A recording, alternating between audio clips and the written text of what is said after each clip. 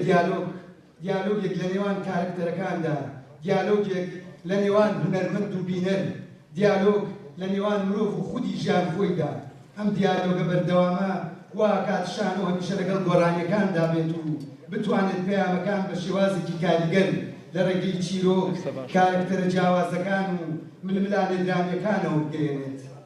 شانۆ هەر لە سەرەتای بوونی ئەوانەی مرۆیی دەبەخشێتەوە لە سەردەمە جیاوازەکانی ژیانی مرۆڤایەتی تیژدا تیشکە خاتە سەر گرنگی خۆکردنی جیاوازەکان و پەرەپێدانی گیانی پێکەوە ژیان. ئێستا ڕۆژهەڵاتی ناوڕاست نیشتیمانی شارستانیەتە دێرینەکان و مرۆڤایەتی و سەرهەڵدانی ئاینەکان ڕوبەڕووی شەڕ و ململانەیەکی سەخت بۆتەوە. لێرە کە ژیان تاڵترین ڕۆژگارەکانی بەسەرەبات ڕۆڵی شانۆ وەک پەیامبەری ئاشتی زۆر گرنگ و پڕبایەخە. بێگومان شانۆ توانێت برینەکان ساڕێژ بکات، دڵەکان بێکەوە بەستێتەوە و ببێتە پشتیوانی شکۆفەی ئومێدی ژیانێکی باشتر لە ناخی گشتیدا. شانۆ توانێت ئەو تروسکەیە بێت لە تاریکیە ئەم دۆخە لەم دۆخەدا هیوای ئایندەیەکی جوانتر ببژێنێتەوە. لە ڕوانینێکی سەرەتاییدا بوو مێژووی هونەری شانۆ لە هەرێمی کوردستان 100 ساڵ لەمەوبەر کوردستان شاید حاڵی یەکەمین نمایش بوو. ئەمەش نیشانەی ئەوەیە کە چەندە کوردستان پێشەنگ و کراوە بۆ لە ڕووی هونەر و ڕۆشنبیریدا کەچی ئێستا هۆڵەکان داخراون و تاریک و بێنمایشن. ئەم یادگاریە مێژوویە ئەمان خاتە بەردەم بەرپرسیارەتێکی گەورە. پێویستە ئەم میراتە کەلتوریە پارێزین و پەرەی پێ بدەین. بایەخدان بە شانۆ و نمایشەکان لە تەواوی کوردستان نەک تەنها درێژەدان بە مێژوویەکی پرشمدار بەڵکو هەنگاوێکیشە بۆ گێڕانەوەی ناسنامە کەلتوریەکەی کوردستان. لەم سۆنگەیەوە با شانۆ بکەینە دەربازێک بۆ بڵاوکردنەوەی پەیامی ئاشتی، پێکەوە ژیان، ژیان دۆستی، با پشتگیری لە شانۆکاران و گروپە شانۆیەکان بکرێت تا بتوانن بەردەوام بن لە بەخشینی ئەم پەیامە پیرۆزەدا. با هەوڵەکانی شانۆ بەڕووی نمایشی جددی و خاوەن پەیامە مەزنەکاندا بکەینەوە. با بینەری تامەزوو و نمایش بە یەکتر شاد بکەینەوە. بەم شێوەیە ئەتوانین داهاتوویەکی ڕووناک بۆ نەوەکانی داهاتوو بنیاد بنین کە تێیدا هونەر و ڕۆشنبیری ڕۆڵی سەرەکی بگێڕن و مەخشەڵی ڕۆشنگەری بەرەو کەشکەڵانی ئاسمان بەرن. یەکێتی شانۆکاران کوردستان سەندیکای هونەرمەندانی کوردستان سپاس.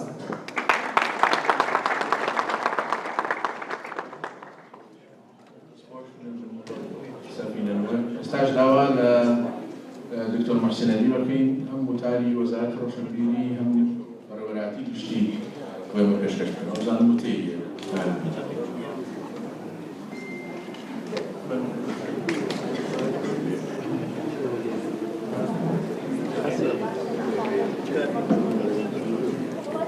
لای بەڕێزم کاک باقاڵەبانی جێگری سەرۆکی ئەنجومەنی وەزیران،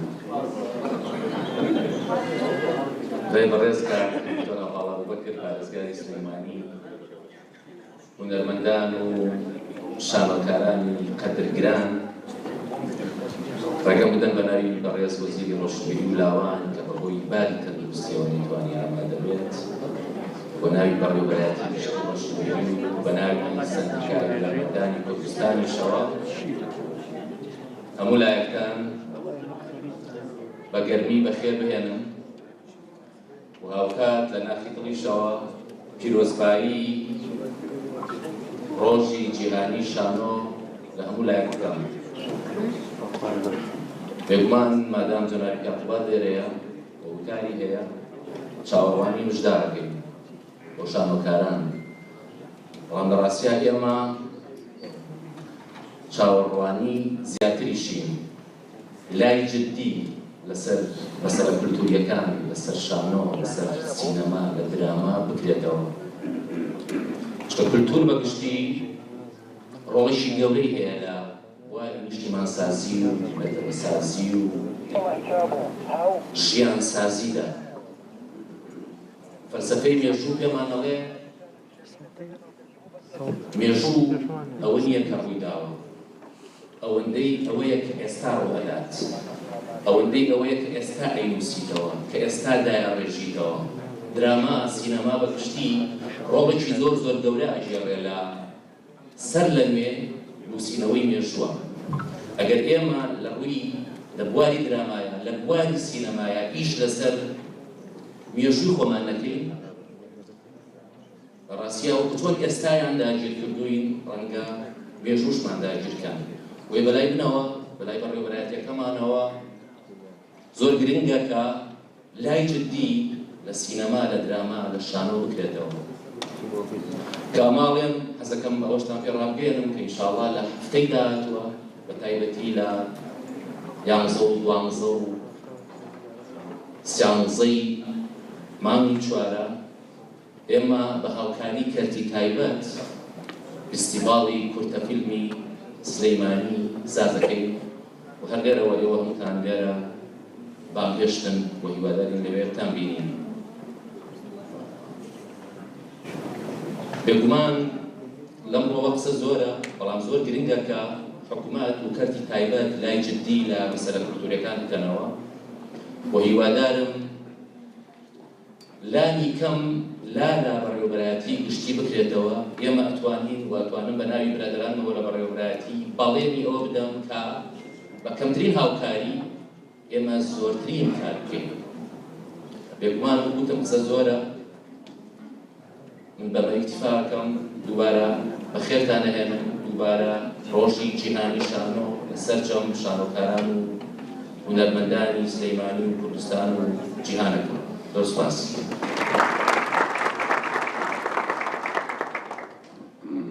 سپاس دکتۆر گیان.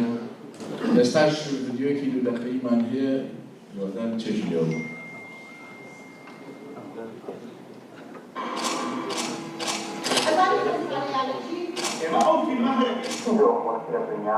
بدأ المنتقلات صعيدة في رمى الزوجين. يشفع عنه ومنع المكة. يا خوني تجي أوشمان كبر ولا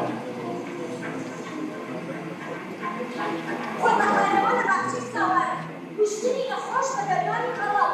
بردني موقف بخاري بصلاة شوال. دايما شبك وايا. شاو صاحي ودشمن. خد روشي.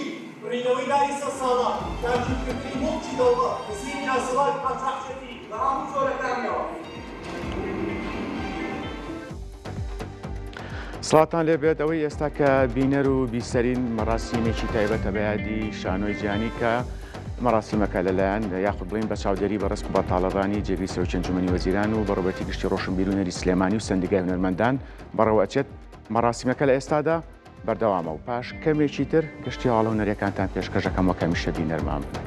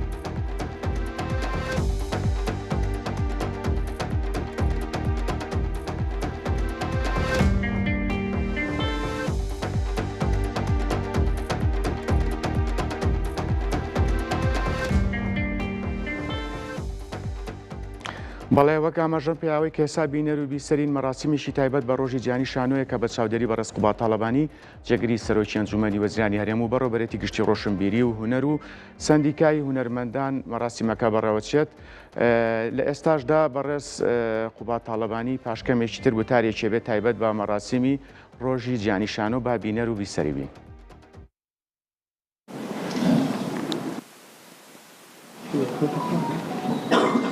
ئامادەبوانی بەڕێز هونەرمەندان و هونەر دۆستانی عەزیز سڵاوتان لەبێ.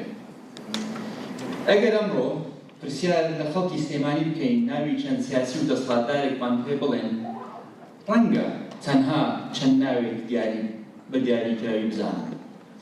بەڵام ئەگەر پرسیاری ناوی ئەدیب و هونەرمەندیان لێ بکەین دەیان ناو بەبێ دوودڵی دەژمێرن.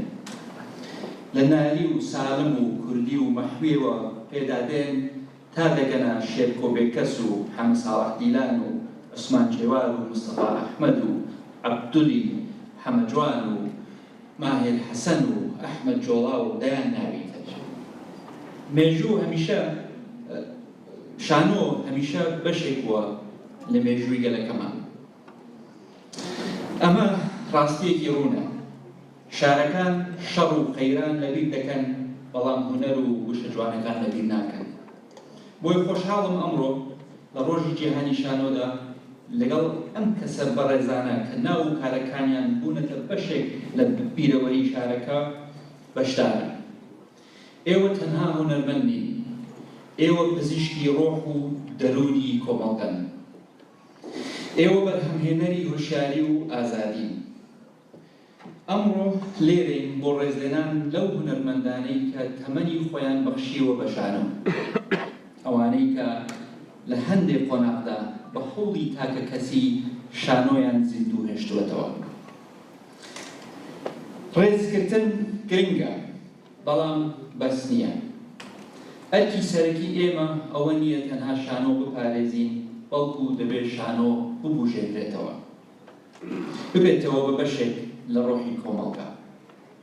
هەوڵەکانی وەزارەتی ڕۆشنبیری و لایەنەکانی تر بەرز دەنرخێن، بەڵام ئێستا کاتی ئەوەیە پێداچوونەوەیەکی ڕاستەقینە بکەین.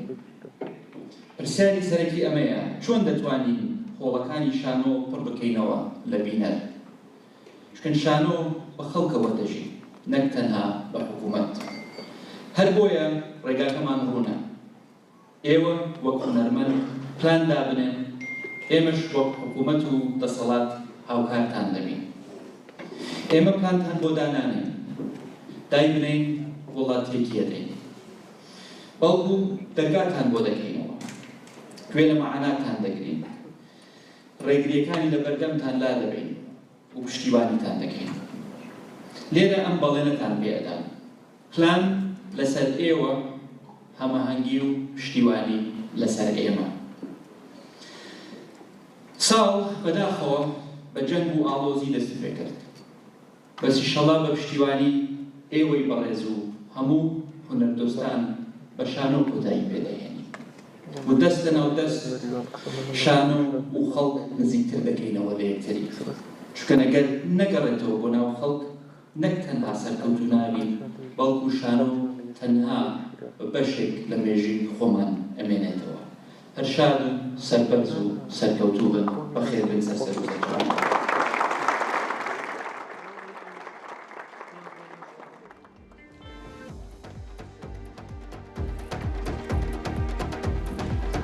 سپاس جنابی کاپوات، سپاسی هەموو هونەرمەندانی ژەکەین. لێرەوە کۆفی برێکێکمان دەبێت بۆ خۆتان توانن مێزەکان بۆرنەوە لە نزیکەوە گفتوگۆ بکەن. زۆر بەخێر بن، گەورەتان کردی، هیوادارین هەمیشە سەرکەوتوو خێر بێسێ.